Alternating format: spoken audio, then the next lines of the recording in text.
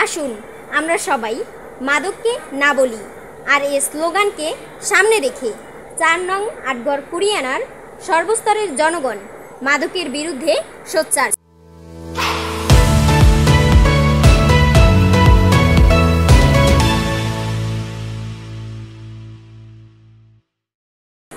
আসসালামু আলাইকুম।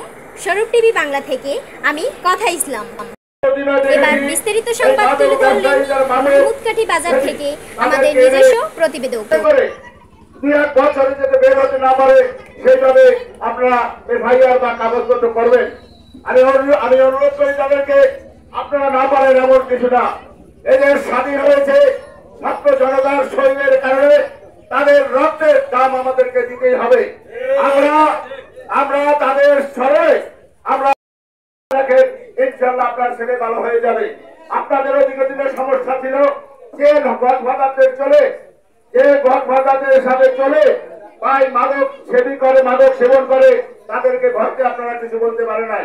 আমরা আশ্বস্ত করতে চাই, আপনারা যদি না পারেন আমাদেরকে ডাক দেবেন, ইনশাল্লাহ আমরা তা প্রতিহত করবো এবং মাদক ব্যবসায়ীকে আমরা এই দেশ থেকে তাড়িয়ে দেবো।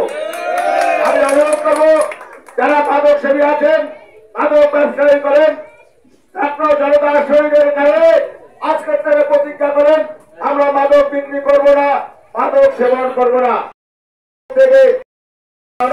ব্যবসা করে আসছে প্রশাসনের কাছে অনুরোধ, যেহেতু তারা রেগুলার মাদক ব্যবসা করে, মাদক বিক্রি করে, তাদেরকে ধরে নিয়ে এমন ভাবে লিখিত রেফারি করবেন যাতে করে তারা আর বেরোতে না পারে।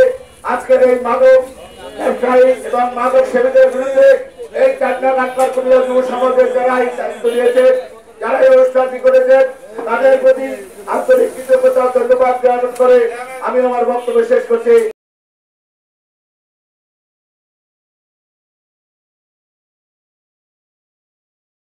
মারজান মাহিয়া, স্বরূপ টিভি বাংলা।